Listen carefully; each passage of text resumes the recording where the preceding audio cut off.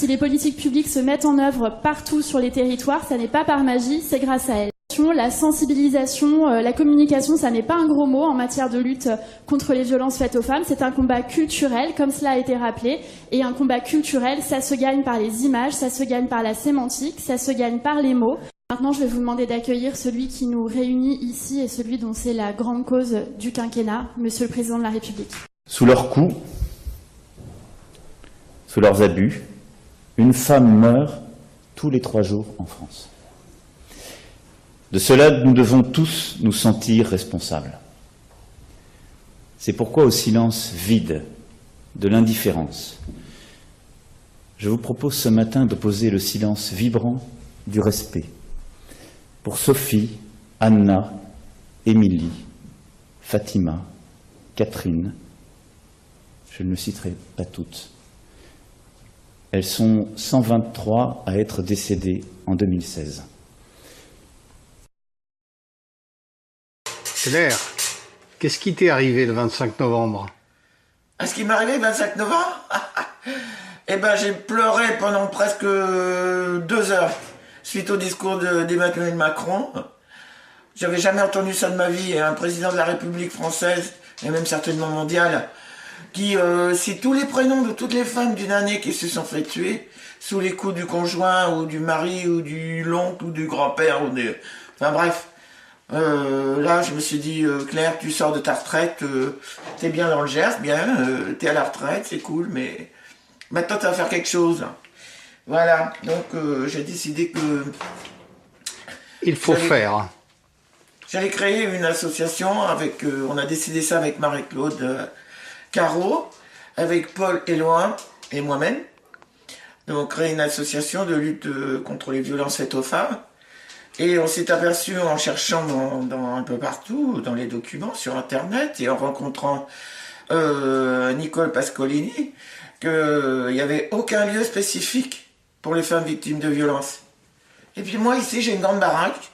Elle est vide pour une partie qui était réservée et qui est toujours réservée à des week-ends intelligents entre surdoués, parce que de notre côté, on veut se faire une retraite sympa. Donc j'ai dit, allez, banco, on lance ça, on va accueillir les femmes qui le désirent, qui le décident, hein, et on va pas les placer comme des infantiles. Nous, on leur demande leur accord, si elles veulent venir, elles viennent, avec les gosses et les animaux. Voilà. Un féminicide, c'est jamais un coup de sang. Alors que, justement, dans les médias, l'expression coup de sang est très, très souvent utilisée. Coup de folie, coup de sang, coup de tête. Or, c'est très souvent prémédité et c'est très souvent l'issue de longues violences conjugales. Et au moment où elles décident de partir, il y en a quand même la moitié, c'est à ce moment-là qu'elles se font tuer. Donc c'est des femmes qui ont été capables de se mobiliser, de résister, voilà, d'oser affronter le persécuteur, et elles le payent de leur vie. Et c'est des femmes qui travaillent, qui peuvent avoir, il y en avait une, elle était constructrice de cars, ce qui n'est pas spécialement considéré comme féminin comme activité. Elles peuvent vraiment tout faire, être médecin, il y avait une orthophoniste, enfin... Elles peuvent être paralysées en chaise roulante, etc. Elles sont vivantes, elles ont réussi à s'en sortir. Et ça, il y en a quand même un paquet.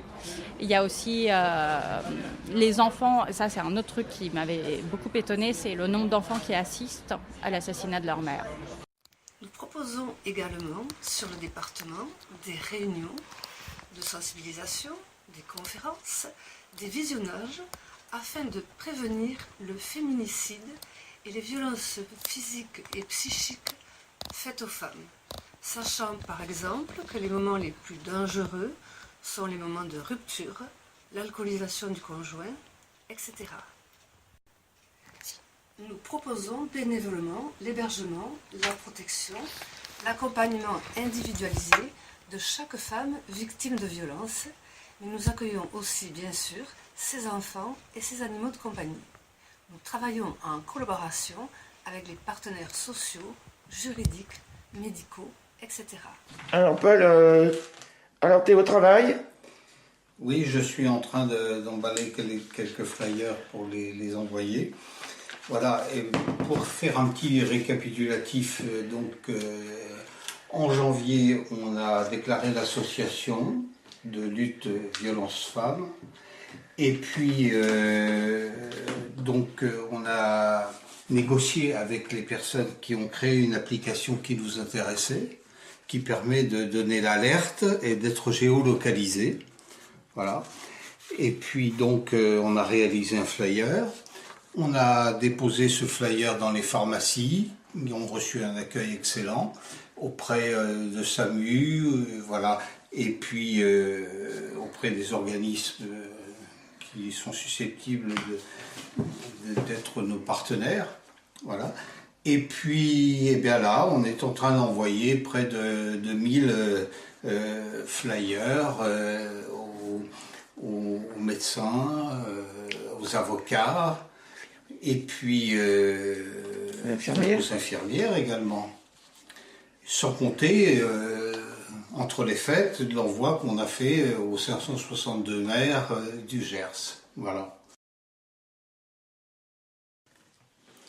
Voilà le flyer côté recto qui présente l'application. Et au verso, donc, nous avons un petit texte. Ne restez pas seul. Votre esprit et votre corps vous appartiennent et à personne d'autre. Nous pouvons trouver votre solution pour vous, vos enfants, les animaux domestiques faisant partie de la famille. Entrez l'application dans votre téléphone si besoin. Vous nous contactez. Donc cette application permet de rentrer les coordonnées d'amis, les coordonnées de Urgence L, donc qui va être l'interlocuteur des personnes en difficulté, et là des femmes particulièrement. Voilà. Et donc, au passage, je vais rectifier ce que je disais tout à l'heure, c'est que l'association, nous l'avons déclarée en décembre, au fait, tout début décembre.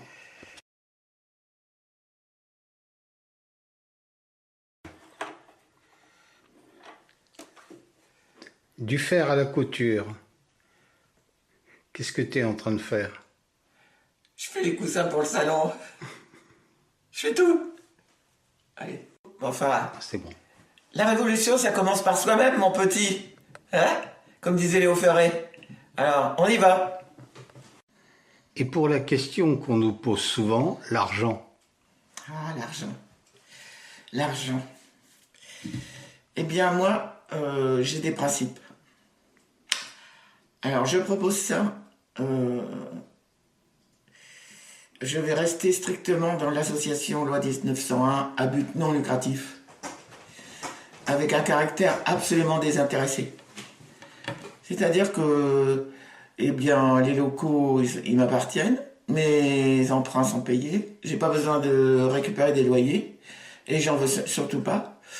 Donc voilà, ce sera un hébergement gratuit. Et puis, s'il y a une femme qui n'a pas tout à fait les moyens de manger, bah, on aura toujours de quoi partager. C'est jamais un problème. Le partage, c'est toujours hyper gratifiant, hyper lucratif, même si c'est pas financier. Voilà. Et puis, comme ça, on n'a pas besoin d'aller chercher des prix de journée, des subventions, etc. S'il y en a qui tombent dans le bec, c'est formidable, mais sinon, j'irai pas les chercher. Voilà. Ça permet aussi de préciser une chose qui pour moi est très très importante, c'est que les femmes ne sont pas des prix de journée, ne sont pas des enfants qu'on place, ce sont des personnes adultes. Il est hors de question de les infantiliser. D'ailleurs, je viens de préciser que si on a des week-ends de surdoués, eh bien elles seront surdouées comme les autres. Elles ne seront pas stigmatisées, femmes battues.